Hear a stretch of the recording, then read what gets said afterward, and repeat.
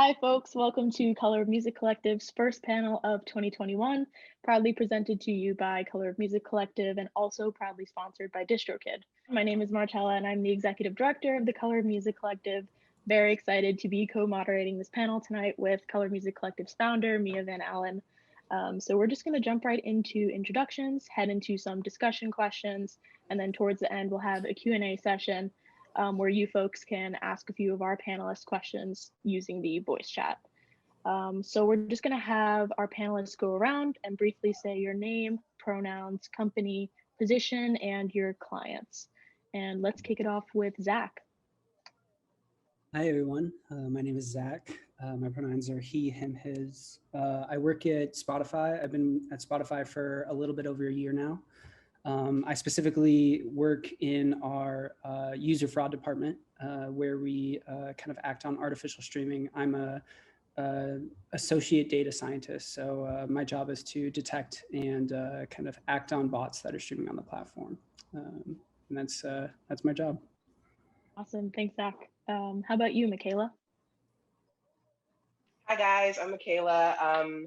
I'm the marketing manager here at DistroKid, and next month I'm actually gonna be coming up on my year, so you know, my little anniversary or whatever. But yeah, so I do marketing at DistroKid, and it's funny because when I first got hired back in last February, I was supposed to be doing a whole bunch of event marketing, but life had other plans for a girl, so.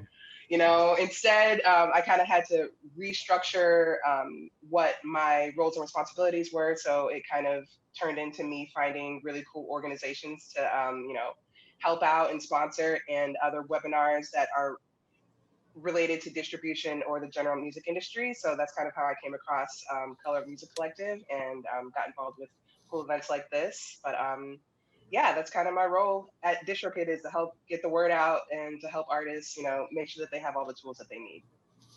Awesome, and happy 1 year work anniversary too. How about you, AC? Yeah, I don't know why my pronouns didn't show up, but I'm AC, also known as Albert Cooke. I'm a senior manager of artist relations at SoundCloud. My pronouns are he, him, his.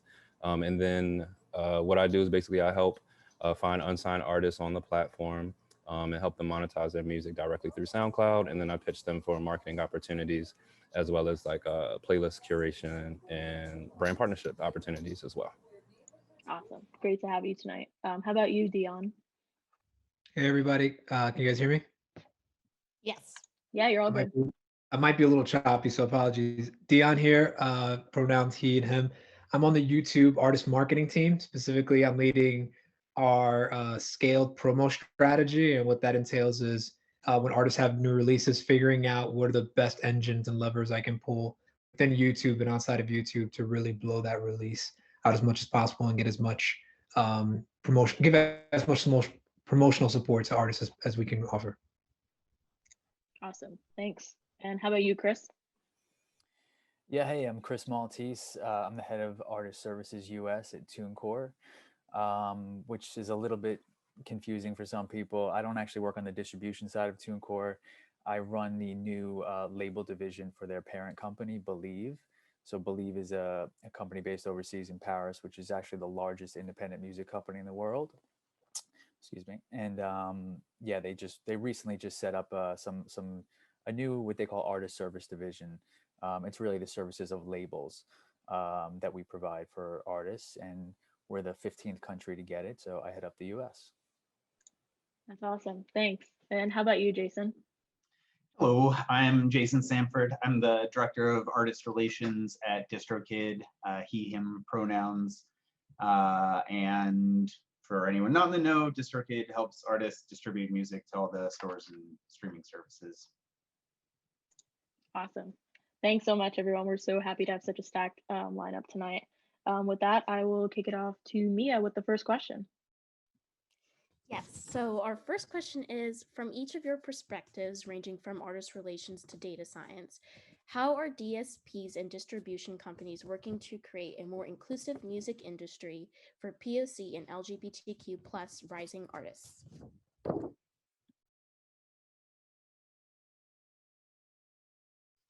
I'm happy to jump in and answer.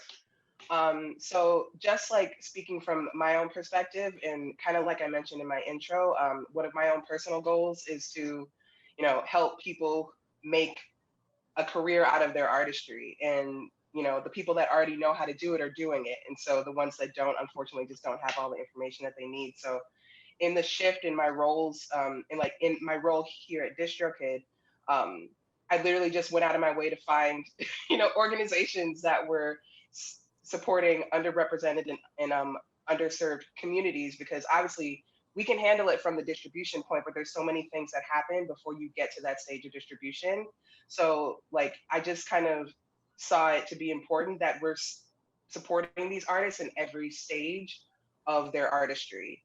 And, kind of like I mentioned, it's easy for someone who kind of has that representation to see, oh yeah, I can totally do that. But for someone who may not see that as a reality, or it may look a little bit more far-fetched, there may be like a couple more steps to get them to the point of, oh yeah, I can actually put my music on Spotify, or like, yeah, for sure, why not stream my stuff on YouTube Music? And like, just making sure that we're supporting those initiatives that, are there from the jump, and then we can step in as a distribution company to help them on that front. And then, hey, your music is out there.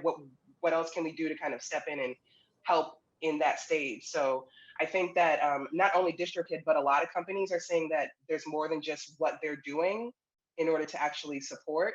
And there's a lot more initiatives that kind of help with that. So whether it's like the Stax Music Academy in Memphis, or like Icon Collective in LA, there's a lot of orgs that do the work to kind of help build that foundation. And then it's up to us to kind of step in and see where we can support on the other ends too. But yeah, that's just, yeah. It's so interesting to hear, because it's like you said, it's not just a distribution company, it's acting so artist centric, with that artist at the focus of all of what all of you do actually. And that's really great to hear. From a SoundCloud perspective, like, we consider ourselves to be one of the largest, most diverse global communities of artists and creators. And so it's important for us to represent that in ways that spotlight and also engage artists through various initiatives to support different communities, as well as help them grow on the platform in a way that's unique to them. And so some of the things that we've done is we've hosted like artist workshops or educational panels with organizations who work with LGBTQ, as well as people of color in terms of rising artists. We have curation and artist programming. So we have cultural moments where we celebrate Asian Pacific American Heritage Month, or Black History Month, Black Music Month, or Pride. And so getting artists involved in those campaigns. And then lastly, something that we do is that we have our trust and safety team basically comb through SoundCloud to take down hate speech or songs that violate the terms and policies of all creators on the platform. So that's how we're trying to create a more inclusive music industry utilizing SoundCloud. I can speak from the the Tunecore side again. I don't really work on the distribution side, but I know the distribution team. I think this year kind of really opened a lot of eyes, and really started to force people to ask questions and take some actions. For Tunecore, we actually made Juneteenth an official holiday within the company for the first time, which I think is a good move. And in addition to that, we donated roughly $20,000 to Color of Change, which is an organization that I think a lot of people probably already know about. More excitingly, though, this coming Monday, we're going to be launching our first ever Black History Month campaign for the entire month. So, and what that's going to involve is really including the artists and even the employees, and getting, IG lives and takeovers and interviews done to really kind of tell some of their stories and, find out what Black History Month means to them and what's inspired them. And so that's a campaign that we're really excited about. Additionally, I'm just trying to think back of some of the things that have taken place over the last year, but I know at the end of last year, actually in December, Spotify had put out it was like one of the best of lists of non-binary artists of the year. And TuneCore actually had a number of artists that were on that list. So TuneCore actually took the initiative to really track each one of those artists down and reach out individually and just ask and make sure, like, are you comfortable? Would you like to be included on this? And I think having those conversations really kind of, take some walls down and under, it shows the artist that we're human beings too, and we want to make sure that everybody feels comfortable. So I think all these types of strides are really, really useful, and it's great that we have conversations like this to sort of bring some of those things to light. Yeah, and then speaking from a Spotify perspective too, I know there's a lot of really cool initiatives going on in terms of, just like editorial placement of, specific individuals. And it's really cool to see how it's just continued to grow over the last year, and so many more companies getting involved as well, because we're all in this together, and it's great, seeing multiple streaming services and multiple companies get involved in these types of initiatives. And one thing too, like within, just from what I see day to day is, there's a lot more initiatives in place to am I echoing? There's a lot more initiatives in place to increase our hiring related to like POC and like LGBTQ individuals, which I think is really important, because like not only are we kind of seeing like all the editorial placements and all these kind of features of these types of artists like on platform, but it's really important like as a company as well, to kind of speak that in, create a community where you live and breathe those values on and off the platform. I think that's super important as well. Hey everyone, this is Dion. I'm having technical issues here, but can you guys hear me okay? Yes. Great. From a YouTube perspective, it's a huge platform, 2 billion users a month. There's a lot of stuff that we've been trying to work on. I think one of the things I'm proud of, I'm there a year now. One of the things I'm most proud of is how we tried to respond after the George Floyd protests and really started to meet kind of the challenges that were ahead of us. We've got work to do, but one of the first things that we've launched, I'd love to highlight, is the YouTube Black Voices Fund, which we recently just launched our first class, and that's $100 million multi-year commitment to support artists, creators from communities of color, specifically the Black community. And we're seeding their projects. We're acquiring projects that speak to the community. We have a stand-up group right now that is composed of all types of people, with Black leaders in there as well, that are really looking at how else we can serve the creator community as a whole. We know there's a lot of work to do, but it's something that Lior and the leadership team are very excited about kicking off. And so right now we have 130 artists we've just launched with, and we're going to be announcing a new class every year until the funds are depleted. So hopefully you'll see a lot more representation on your screens, not only in terms of what we see, but also in how we support communities of color going forward. That's awesome. Yeah, it's really great to hear each of you speak to sort of from your own individual, whether it's from a distribution company or a label side of things, or from a DSP, how really the focus is on the artist, because I know there are a ton of POC and LGBTQ rising artists in our audience and our attendees, that are really passionate about, figuring out how to best position themselves to really break through and get their music out there. So it's really great and inspiring to hear how each of you are working towards helping out with that. So for our next question, I want to discuss a specific use case that is breaking streaming records daily, which is Driver's License by Olivia Rodrigo, a massive topic lately. So in your opinion, what role did DSPs play in the massive streaming numbers this song is seeing? Essentially, we just want to know from each of your perspectives, and why do you think this is blowing up so much? I've heard a ton about how these streaming numbers are unseen. So I'm curious to hear from the experts why you think this is happening.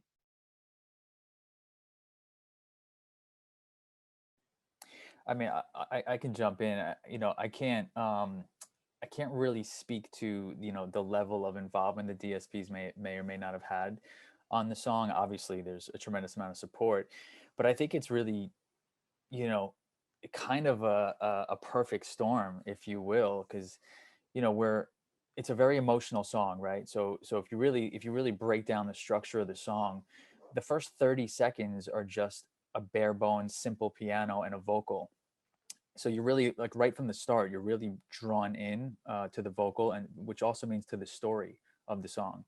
And then on the flip side, at the end, there's 42 seconds same thing. It's simple based, piano and a vocal.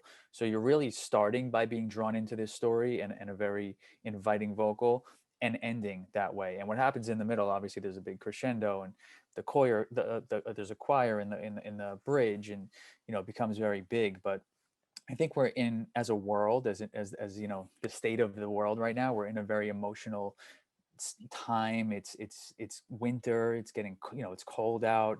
This sort of a piano-based ballad, which generally you wouldn't really, in modern times, we haven't really seen something like this, especially in this form, break through the way that it has. But I just think it's got to be said that it's a really well crafted song. The artist did have a bit of a fan base. Doesn't really explain the numbers that we're seeing out of this thing. But I think more than anything, I mean, you look, it's been out for a little over 2 weeks, and over 200 million streams on Spotify alone. 70 million streams on YouTube already on the video. You're right, like these things are just breaking records every day. And I think if it wasn't a brilliant song that was coming out at a time just like this, I don't know that it would have happened. And I think that they were really smart in, even the titling of the song. I mean, driver's license, when you think about it, we all hear that word and can think back to a time in our lives, or no matter how old you are, that really represents a stage in your life, a driver's license, and a sense of freedom. And we haven't really had much freedom, all being quarantined, for so long. So I just think it's a perfect song. It's an amazing song. They started it off really strong with the storytelling. They ended it really strong. It got very big, great vocal, a fan base that was ready to help make it move. And then of course, all the work behind the scenes. +1 to everything Chris just said. Sad pop, right time, right song. At the end of the day, when people talk about things going viral, and we have someone who I'd love to hear from them regarding like integrity and like fake streams and stuff, and how you kind of like can differentiate. The product has to be really good. And if you look back at things that trend, whether on Spotify or SoundCloud or YouTube, usually when they're trending and you see that organic growth, you see high engagement, it's usually because the product, the song itself, is actually very good.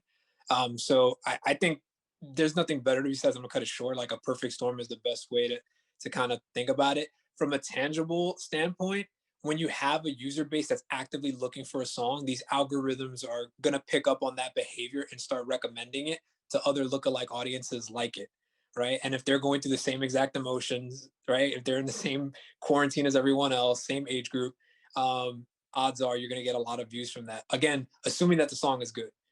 So I think Chris really highlighted that. He's the head of like a label right now, so listen to him. But definitely the behavior, the core audience, and how the emotional connection they have to the song definitely played into like the algorithm probably showing it to more folks.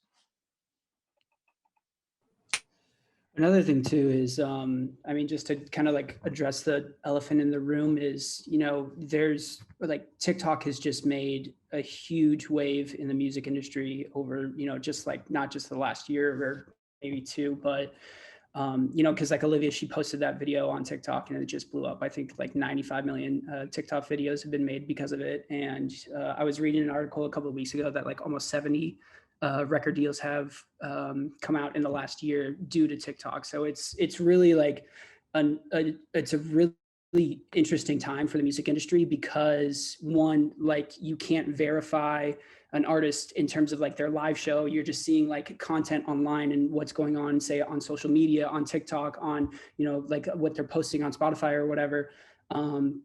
I feel like it's just been a really interesting year in terms of like how artists have been signed and kind of like what artists have been blowing up because, we don't have live music and because we have apps like TikTok where, like these things can go viral and you have no idea whether or not like an artist is going to be like massively huge or if they're just going to, have just like a one hit wonder. I mean, I think, Olivia's song is like an amazing song. I definitely agree with what everyone else is saying too. So, it's just, it's exciting. And I think it's still kind of uncertain where, how we're going to navigate through this in the music industry, but it's like, I'm super optimistic about it. And I think it's more just about, adapting to different platforms and mediums in terms of how we're consuming content, and just kind of growing from there. So, yeah. Yeah, I think Chris, Dion, and Zach are all spot on. I think one thing that I kind of wanted to expand upon that Zach was touching was like the power of social media and networks and communities. And the algorithm being able to allow her music to connect with other fans and music lovers, but something that was organic to her. Like, her manager had an interview with Billboard, and she was saying that Olivia has always shared music on her social platforms, whether it was playing the piano in her bedroom, all the way to posting the first demo of Driver's License last summer.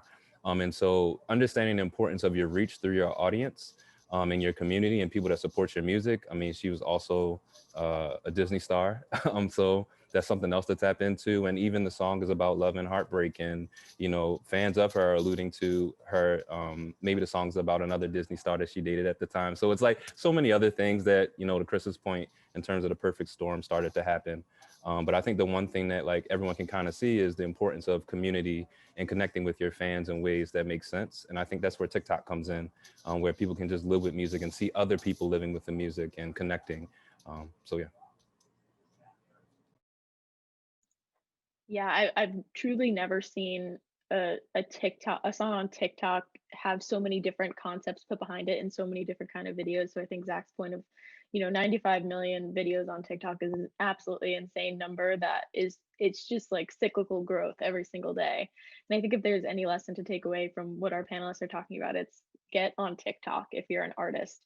It doesn't even have to be you singing your music. It could be whatever you feel like your strong suit is. It could be you, playing the guitar or an instrument. It could be you sharing songwriting tips. It could be whatever you feel most comfortable doing in front of the camera. And I think as long as it's authentic and you're very passionate about it, that's going to come through to your audience. So before we move on, Mikaela or Jasen, did you want to add anything before our next question? I feel like I would just be more plus oneing. So no problem.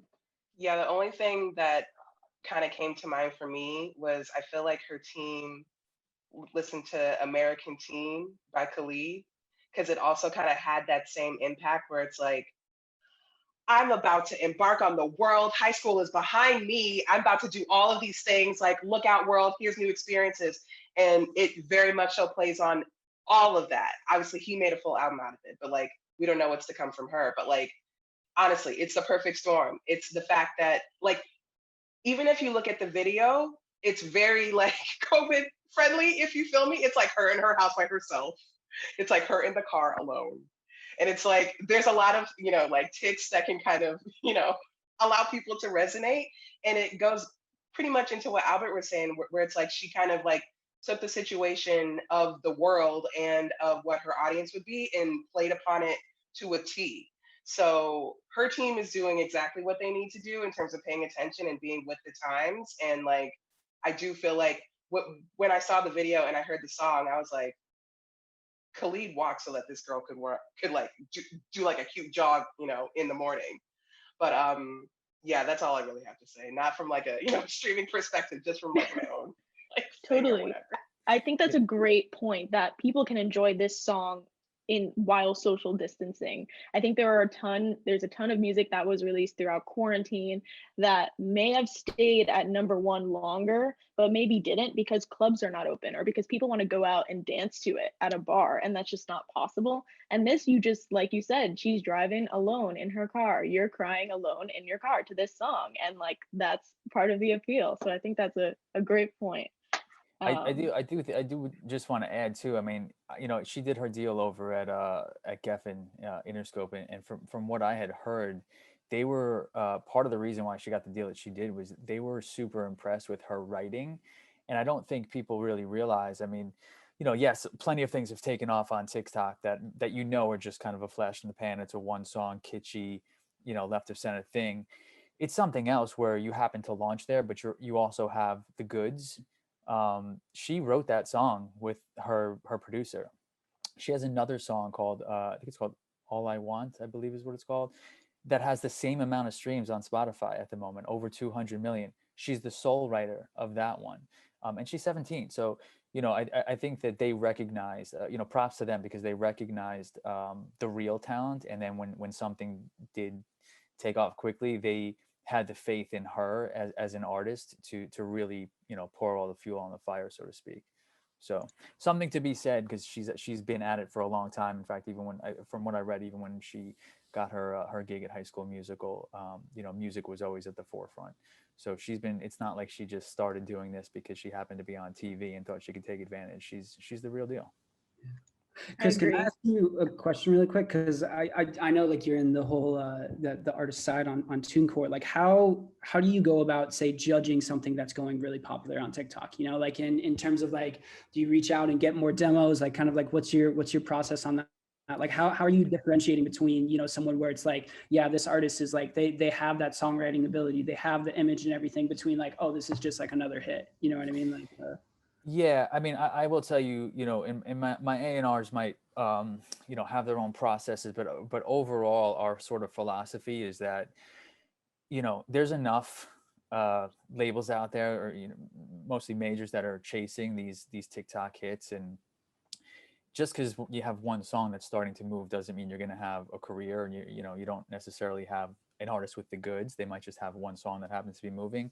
We don't really take the perspective of, oh, song is taking off on TikTok, we have to just throw as much money as we can get, you know, as we can throw at it to bring it in house, and now we can claim it. It's really, for us, it's more about, okay, the song is moving, but what else do they have? Because this song is going to die by the time, you know, the deal is done and we can get a new song out. So if we're gonna go after it, it's not going to be because we're chasing the tail end of a TikTok hit. It's really going to be more because we actually really believe in that artist, and we think that the product they have coming after that is something that we would be proud to put out. And, you know, just before we move on to our next question, I think an endorsement from Taylor Swift also definitely doesn't hurt. Something important to mention. So yeah, I'll throw it over to you, Mia, for the next question. Yeah. In terms of rising artists, what is your advice for upcoming POC and LGBTQ+ artists looking to maximize their digital rollout with their distributors and on DSPs? I think a lot of it is putting in the time for research and planning, looking into various services that are, you know, geared towards serving underserved communities, looking for things that are low cost and high impact. A big thing we talk about a lot, DistroKid at least, is kind of working backwards from a release date. You know, you find a lot of people that are like, oh, I'm super stoked about this new song, and I just finished recording it on Monday and I want it to go live on Friday, and then it just sort of like drops and goes away because nobody knew to look out for it or whatever. So kind of working backwards, getting pre-saves, doing leading singles if you're releasing an album, finding ways to kind of gain interest, build that fan base, building relationships that are going to last with new and existing fans, finding mentors that'll help you along. +1 on the YouTube side, I would say specifically start out with the basics, and that's for any person, regardless of sexual orientation or color. We have a great resource called the Creator Academy on YouTube. It's free. You can learn about releases, how to get discovered on there. So you can learn about the ins and outs of the search and discoverability functions. And then second is, once you have the basics down, is like really think about the community that you're serving and how you can leverage that relationship with them for them to rally behind you. So maybe it's in the description, maybe it's in the comments, maybe it's where you share, how you share, maybe it's how you target ads. Ultimately, I do think it's really about the comments and what's happening on the video, specifically on YouTube. Are you commenting back? You can always filter out negative comments as well, but really try to foster a sense of relationship, sense of community with the people that are actually checking out your video, and then make specific asks of them. So save it to a playlist. And Jason just alluded to it, like pre-saves, like ask your community and those folks to actually do something, not just like check it out and watch it, but be really strategic about it. And there's a lot of resources online, whether it's from YouTube or just third-party individuals who are just giving really good release schedules out, like mock schedules from day 1 to, you know, release from day -10 to like 2 weeks after release. Damien Keys is one person that I like to watch as well, and he talks about this stuff a lot. So really be strategic about your release. Just to add, I think one of the things that people don't take into account is to utilize what makes them stand out the most. So whether that's the music, if they are great at live performances, if they have creative visuals, if they're engaging through podcasts, and kind of utilize those things to kind of be your entry point in terms of digital strategy to help support your project. Always say the earlier the better. You need proper setup time for your releases, and you need to at least have your distributor, or if you're doing it on your own, engage with your contacts as DSPs as early as possible for support. As I was saying before, social media have a digital strategy similar to what Dion was saying in terms of a call to action. So have people actually do something to help support your release in terms of your fans and your listeners. Also know like how you want to attack each platform in terms of audience. Like how are you trying to increase your audience on different platforms? Because maybe what works for SoundCloud may not work on YouTube or may not work on Spotify. In terms of albums, if you're putting a whole project together or EP, know what the focus tracks are going to be, and then figure out how it could fit into different curation strategies on different platforms. So if you follow a particular platform and you love certain playlists, see if any of your songs could fit into those, or just research the platform and see where your music could fit in, so that if you do make a contact at a DSP, you have the ability to kind of connect immediately and say, hey, this is what I'm looking for to help support. Also see if there's any special marketing opportunities that are happening around that time. A lot of DSPs have like special activations or special events that are happening monthly to kind of help support listeners. Once again, performances, if you can perform in front of a DSP or anybody, like do it, because that's really what's going to sell you. And more importantly, even now that we're in quarantine, once we get out of the state we're in due to COVID, like live shows are going to open back up, and people are going to be, excited and eager to see live performances. So now work on your craft if you haven't started working on your performances, because that's really what's going to sell you. And for most artists, that's what ends up sustaining them in terms of their careers in the music industry. And also the last thing, and I think Dion brought it up in terms of ads, or Jasen, invest in yourself. Like I encounter a lot of artists that don't have a lot of capital, and so they're trying to do things in a way that, they can afford. But sometimes you just got to put some money into some things, figure out some things in order to help promote yourself. Because if you're not willing to invest $1 in yourself, how much more can you expect a DSP or a distributor to do the same thing? So those are just some of the things that I will look out for. Yeah, and I think to add to all of that, I mean, because a lot of really smart things have been said already, but I do think that from an artist standpoint, you really have to understand just how many other artists you're up against for the slots that you're looking to take, whether that's at a playlist, on radio, press. It doesn't matter. And I'm sure these guys could probably, give you more statistics than me, but there are just thousands and thousands and thousands of new releases every single week. So how are you differentiating yourself?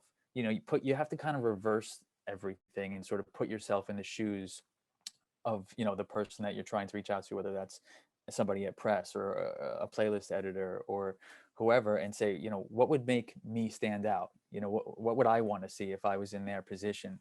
So I think that you have to get creative. You have to find ways. You should put some, you should invest in yourself, and you should also really make sure that you're taking enough time to have your product done before you're actually looking to go and release it, so that you can start to get some momentum.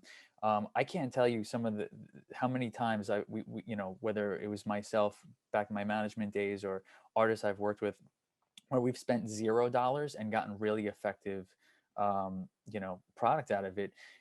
We've watched television shows and thought, oh wow, our artist, their song could easily go into this show. It fits in so well. Waited for the credits to roll, saw who the music supervisor was, tracked them down, pitched them music, and got a placement. You know what I mean? And then, in a month from now, we have a placement that we can now talk about as we're pitching to whether the DSPs or to press or wherever to help start the campaign. Things like that. We have an artist that we were working with that we spent $0, and we did an Instagram live, I forget what we called it, but it was just an hour. And what we did was we used Chartmetric to look at his top 60 followers on Instagram. Top meaning, who had the most following. So his followers who had the biggest following. And we previously reached out to a number of them and said, hey, would you want to jump in at this time for 5 minutes and just talk to, the artist, because you have a following, they have a following. And so over the course of an hour, he spoke to, 15, 20 different people who, by the way, when they come onto your Instagram Live, their fan base gets notified. So it shows up on their feed. So you're attacking all of these other fan bases. And we hit like 1 million something people in under, in an hour's time without spending $1. So, and in those conversations, they just played each other some tracks, talked about the songs, and so you have to be creative. But I think more than anything, you have to find ways to stand out, and you have to activate your fan base. I mean, your fans could really be the greatest staff that you ever have if you put them to work. Just going off of what Chris said in terms of really leaning on the fans, like that's basically like free market research right there. Like, you don't need to like know everything. You can literally just ask. And for the most part, people love getting asked questions because it gives them an opportunity to speak about themselves. Like, go like on Instagram stories, put up a poll and see what people say. Like, be like, hey, what are you listening to lately? Go on YouTube and see like other artists that are in a similar stage as you, whether they're like, just getting started or they're really established, and be like, what are they talking about in terms of their process? There's a lot of free information just out there, like specifically on YouTube. But like, long story short, like the whole idea here is that you really do need to like ask people what they want instead of guessing. Like, lower your ego for a second and be like, hi, I don't know everything. And, just really get all that information so that you can build a, strong strategy. And like, don't wait until you think that you have all of your buttons together and it's like, okay, we, have been doing this for like a year and we haven't asked anybody anything and we know that we got it good. And then you put it out and no one cares. That's because you didn't, see the landscape. Maybe like, there's a major thing happening in the government right now and no one is really paying attention to what's going on in music. Maybe Beyonce like sneezed and so everyone's paying attention to that. Like, there's a lot of things that can, kind of like switch things around for you. So if you really ask your audience, like, hey, what are you looking for? Putting out singles as often as you can, just being like, hey, what do you think of this? Whether it's like being distributed or not, just being like, hi, I am on Instagram Live and I'm singing this for y'all. What do you think? Because then it gives you an opportunity to get that feedback before you actually go through the process of getting the cover art and then having all the credits up and then like, distributing it to stores. You can kind of, mold your strategy to what works because they're telling you what's going to work. So yeah, even with myself, like we're working on this every day, but like, if we can all just lower our ego and be like, hi, I don't know everything, then it'll make it a lot easier for a lot of things. But specifically with getting your music out there, you can at least, be receptive of what's working for other people and other strategies. Absolutely. I think, what the huge takeaway from that is that your fans are your best marketing team. And their feedback is going to be probably the most honest. I'm also curious to hear from you, Zach, because I know you work, your focus is fraud as a data scientist at Spotify. So I'm curious to hear if you have any advice for artists or artist managers who may be investing or putting their time into playlist placements. I know the topic of fraud on Spotify has been big lately, so I'm curious to hear you speak a bit to that. Yeah, I can definitely talk about that. I guess first, like just to kind of address what everyone else said, is like the most important thing is that you're building a fan base, and that it's an organic fan base, and that it's real people, people that you can, like kind of like interact with online and on social media and everything like that. Like especially like in the fraud world, and with newer artists who are just kind of getting involved. I forget someone who said it, but like when you have so little money to invest, it's not worth it ever to do the short-term play and buy fake streams online. Like it's never going to work. Like you're always going to get caught at the end of the day, and like you're not even going to want to have fake streams anyways, because it's not even, you're not even going to be able to develop or build your fan base that way. It is not like worth it in the long run. So that's like pretty much all I can say about that. And like and the most important aspect of kind of what everyone else has kind of said here is that you know, you are interacting and almost experimenting in a way in terms of like the types of content that you're putting out, and trying to figure out like what works and what's going to connect with your audience the most. You know, it's almost like you have to be a little bit curious and have that experimental mindset, and, you know, ask those questions, whether, you know, like it's on Instagram or if you're just putting out a different kind of content every single day and seeing what sticks the most. You know, and then yeah, like, I mean, in terms of fraud, the only thing I can say is just that it's not worth it at the end of the day. There's so many like shady marketing companies where you can go to pay X amount of dollars and get, you know, Y number of streams, and it's, you know, like I mean, we're pretty good at detecting it, so, you know, like you're not going to get the royalties, you're not going to get the streams, it's just not going to work out at the end of the day. So yeah. I just wanted to follow up on that with some research I've been doing recently, that it's not always super obvious, and we see a lot of artists get tricked into something, and they're like, you know, we found this company and we paid them $500 and they said they were going to do ads for us, and then those ads are actually resulting in artificial streams. Sure, you get 20,000 streams, but you have 0 monthly listeners. None of them are real people. Like, what's the point? And all you're going to do is ruin your own career by having your music pulled from services for breaking terms of service by going through that stuff. It's not always just, you know, malicious, scammy type people. Be very protective, very cautious of your own music and your own well-being in that regard. I had a question for Zach. Actually, Zach, is there a legit, so I guess, should artists still think about using ads in their marketing push? Yeah, I think ads are great. Like if you're buying them directly and you're buying them, say like for Facebook, or, you know, like YouTube ads or whatever, like ads are a great way for you to kind of like increase your reach so that you can find potential fans.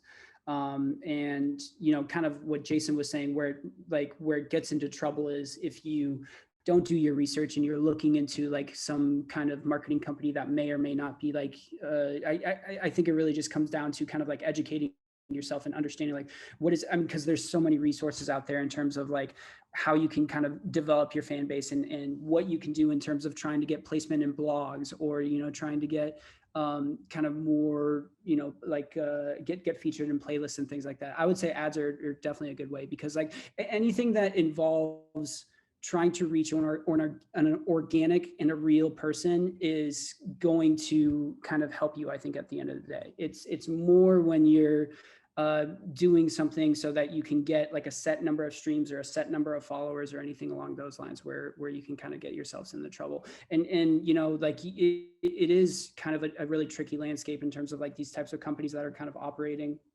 you know, because it is a little bit shady. So, you know, I think it's almost like your identity. You have to protect your identity, you have to protect your music, and just do your research. That's all I can kind of say about that. So. Yeah, thanks for speaking to that, everyone. And I think it's also really important and really helpful for, you know, aspiring artist managers watching who are maybe thinking about investing a good chunk of their indie artist budget on, you know, any playlisting services. I think that will really, you know, save them a good amount of money, and maybe to invest elsewhere in ads, as you guys were talking about. I think that's really great. So one last question before we segue into Q&A. So we've seen the integration of distribution companies and DSPs, distribution companies and record labels. For example, I know SoundCloud Repost, and as Chris, you mentioned with Believe and Pivotal Records. So in your opinion, what is behind this shift? What should upcoming artists look out for when signing deals with some of these new distribution programs and record labels? Yeah, so I mean, what's behind it? I mean, look, I think that more power is coming to the artist. You know, I think more artists nowadays are more aware that they don't have the rights that they thought they did, and they want those rights. They want ownership. They want to be able to release when they want to release, but they can't because they signed their rights away.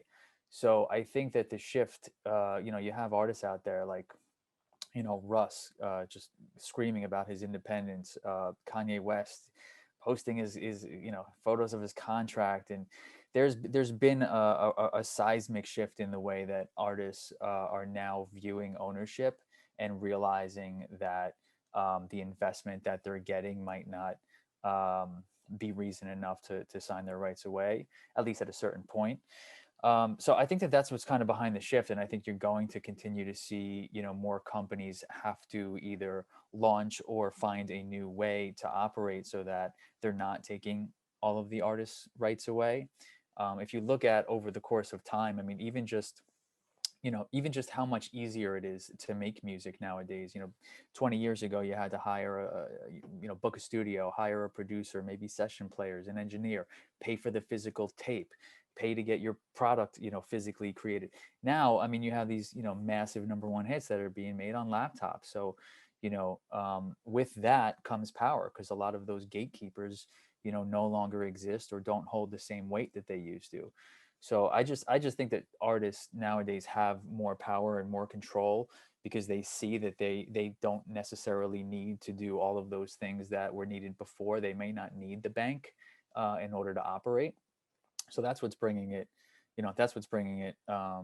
sort of to the forefront, where I just think the distributors and the labels and, management companies everyone's kind of starting to dip into each other's toes. But at the root of it is it's all about the artist's rights and the power kind of coming back to the artist. And I'm sorry, I know there was a second part to the question, and now I lost it because of. No, I think you answered it as well. It was Okay. just, what should upcoming artists look out for when signing these distribution deals and with these new record labels?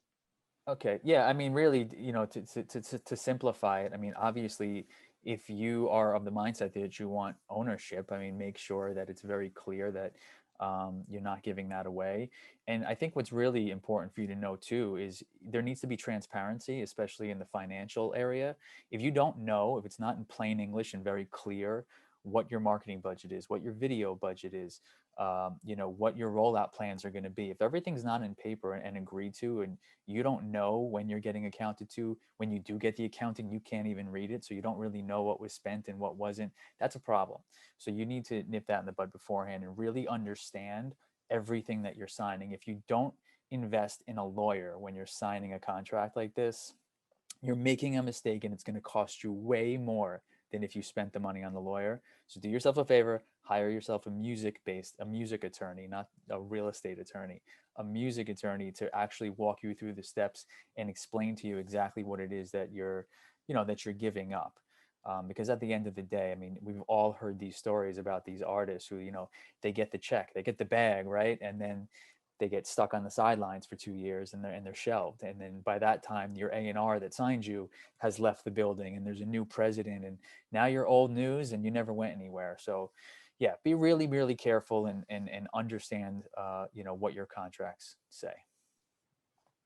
I think echoing that and following up, I see a lot of artists at DistroKid, like some of our biggest artists that have millions of followers across various services, and labels are chasing them down, and they're saying like, no, well, I'm just gonna stay here. Why would I give you a big percentage of my earnings? Or, I think it's about asking like, what can you do for me that I can't do for myself? And realizing that if there aren't a lot of things that you can do for me that I can't do for myself, I'll just do it for myself and keep my rights and make more money and release when I want to.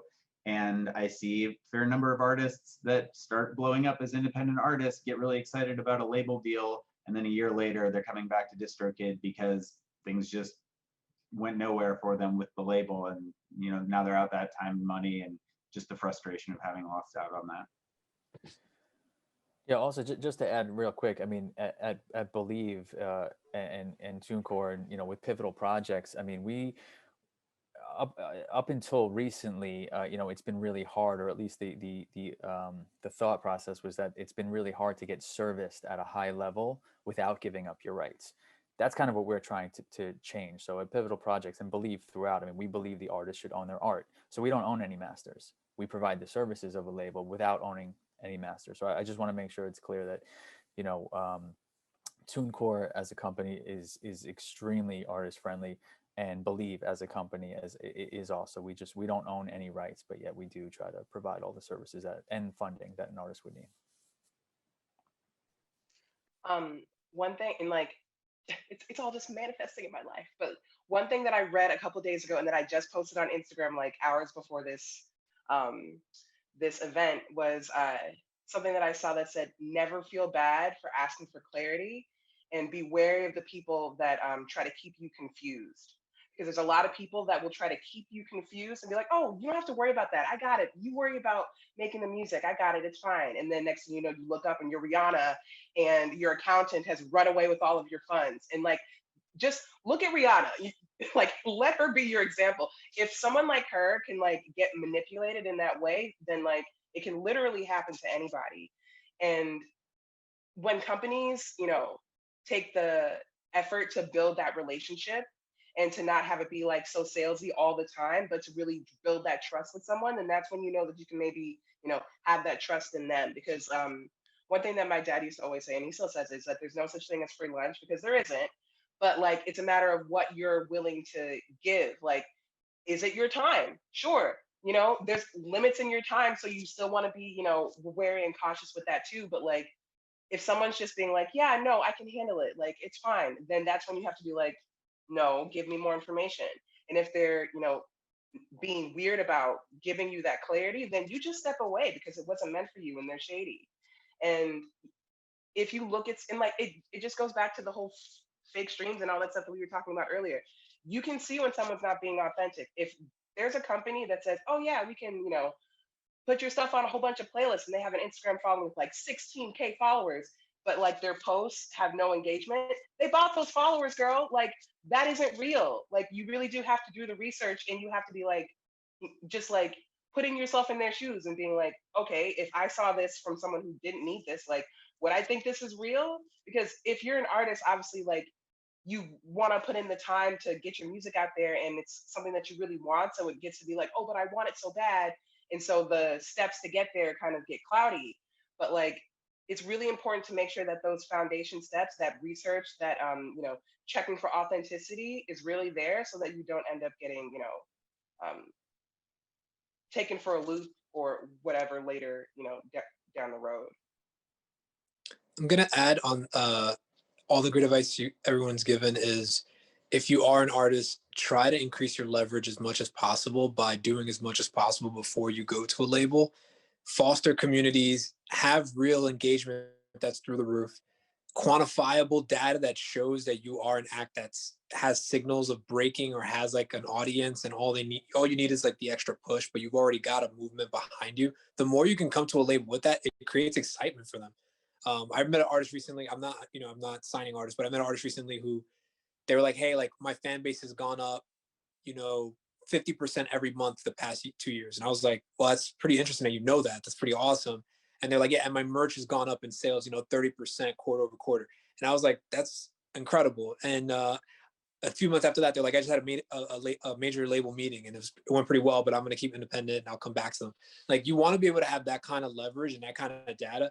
And there's a lot of providers out there right now, and a lot of different services that are built for the independent artists. I think the independent artist is going to be something that really is, we're going to see, and not just like independent and like some like the Russ. I think the Russ situation is going to happen many times over. I hope I see it. So please just try to like do everything to come in with a lot of leverage as you have those conversations. Like, really try to build leverage in community. Absolutely. Really great advice, everyone. Thank you. So we're going to head into our Q&A for 2 quick questions for our attendees. First up is an attendee, Christina, with asking her question. Hey, Christina, can you hear us? Hey, can you hear me? Yeah, you're all good. Yeah. Okay, cool. So I work in artist marketing, and my question is, how do artists get more exposure and streaming in these like niche playlists? I feel like everybody wants to be on, you know, like SoundCloud's Fresh Press. Everyone wants to be on New Music Fridays, which is great. These are awesome playlists, but they're also like smaller mood playlists and like catalog marketing that gets involved. And I feel like artists overlook those. You know, there's always, you know, the Silk Sheets playlist or the new hits or the Rap Girls playlist. These are also amazing playlists to be to, because, you know, that fits their genre. So how can artists kind of just, you know, tap into those? Like, what can they do to gain exposure that way? Because, you know, not everyone can make New Music Friday, unfortunately, but how can I get on like rap, you know, Rap for Girls, or like the Silk Sheets R&B playlist? Like, how can artists tap into those?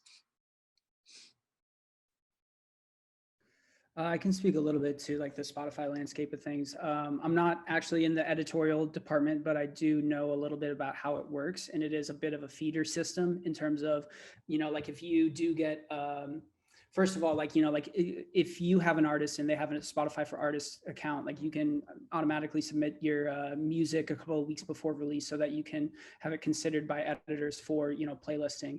And if you can potentially get on those smaller playlists, then that's what's going to be able to kind of like raise you up and get into kind of like bigger tiers of playlisting in general. I think it's more like from an editor standpoint, like just having,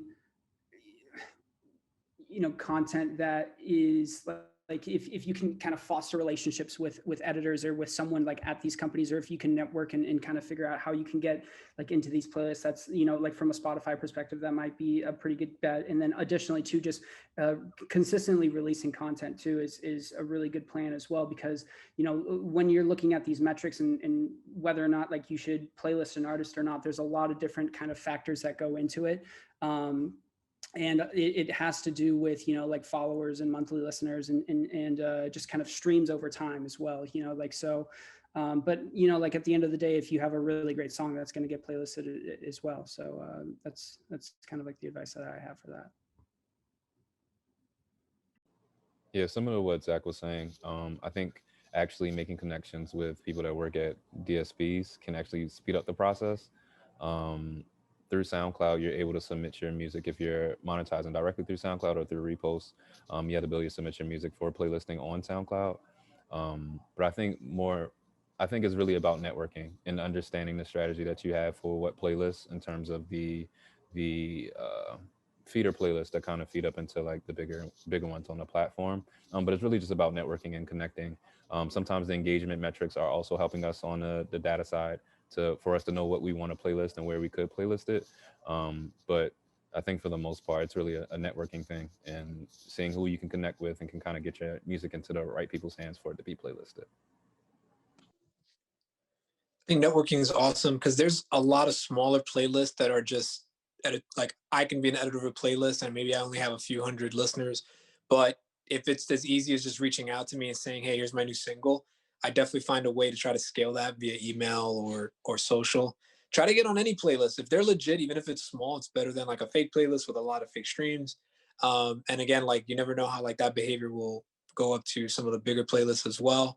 And then for people, again, if you're like, you have a distributor, a lot of them have access to pitch tools from the various DSPs.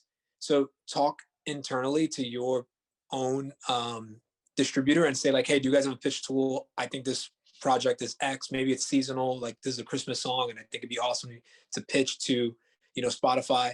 So look internally in your own distributor as well and see if they have a pitch tool and like if they're willing to support your release. Great advice and great question, Christina. Thank you so much. Christina was actually a former panelist of ours and just a huge COMC supporter, and shout out to you and R and Bay as well. Thanks, Christina. So we have one more Q&A from someone who's actually on a plane, so I will ask the question for him, from Jonah. If you only had $1,000 for a single release marketing play, where would you put it?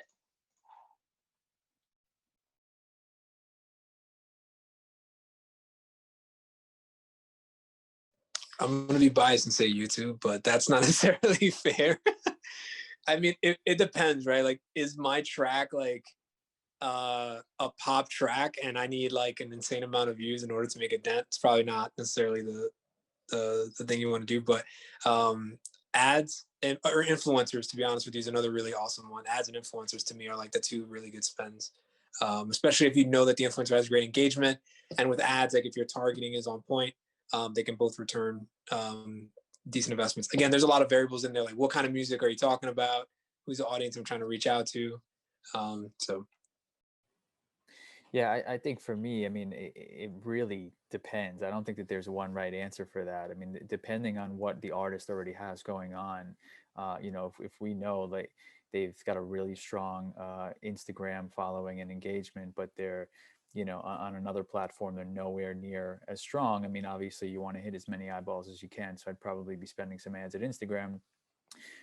you know, maybe they have great visuals. Like if YouTube is their strength, and you know, maybe I'm going to put a few bucks behind a visual to make sure that I have something that we can properly promote, you know, on that platform. But I don't know that there's really one right answer.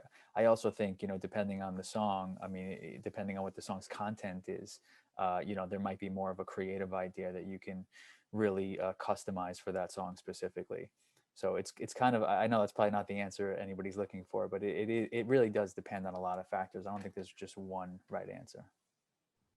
Another thing too is like going away from the marketing aspect for a little bit is investing in the product itself. Like, you know, like ensuring that you're working with great people, like, you know, whether it's producers or songwriters, or you're creating a really awesome video that's, you know, like that is high quality is super, super important, you know, because at the end of the day, like you can throw money at, you know, like a really bad song and it's not going to go anywhere, you know, like, so you have to have like a really, really good product, and you have to invest in yourself first. Like that's the most important aspect at the end of the day, is making sure that you're working with the right people and you can get, you know, a high quality product out there before you know, marketing is, that's always like the next step after that.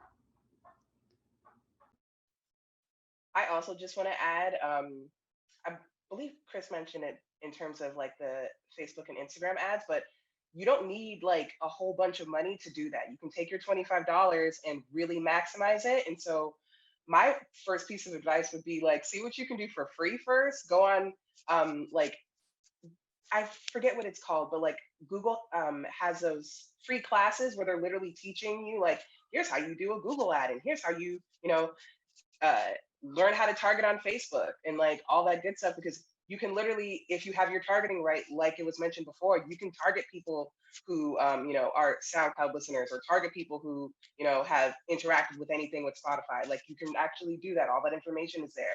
And then if you start like putting pixels on your website, then you're just getting more and more information to add to the algorithm of what Facebook and Instagram can do. So my first piece of advice when it comes to marketing is definitely, thank you, Dion. He said YouTube Creator Academy is free. Like I did like a YouTube music class or something like that a couple of months ago, and they taught you how to advertise on YouTube. And I was like, well, I'm going to take this right out over to my job. You know what I mean? So it's like, there's so many free things that you can do to really maximize your marketing efforts. Like whether you're going on slaps through DistroKid and you're like, hey, I just want to see how my music is, you know, going to maybe be when I put it out. That's free marketing right there. Because then that's essentially like you doing like a free pre-save and being like, oh, here's a little sneak preview or whatever. You can do that stuff like on whatever platform makes sense, but like, don't be so quick to pull out your credit card or like, you know, be making deposits to things and stuff like that. You can literally do all that stuff for free. And then maybe instead of thinking that you had to spend $1,000 to get a good return on your marketing, you can maybe only spend like 200 and like have it be a lot more effective. So it's the time versus money thing that I was talking about earlier. Really put in the time so that you don't have to spend as much money.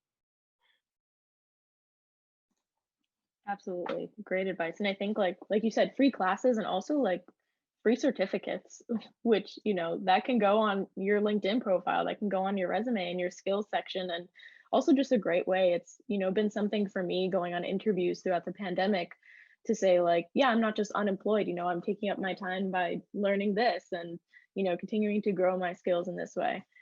So really great advice. Thank you, everyone. I'll shoot it over to Mia to close us out for tonight, because unfortunately we're out of time for our wrap-up question. I know time really flew by for this one. But I just want to say thank you all to our wonderful panelists for joining us, especially for our first panel 2021. We couldn't have kicked it off in a better way. And thank you all for our new audience members. If you haven't tuned in before, you can follow us on Instagram at Color Music Collective to find out the details for the next panel, or you can subscribe to our newsletter by just clicking subscribe on our website, entering your email. It's super simple. But with that, have a great rest of your night, and I hope to see all of you soon. Thank you so much, everyone.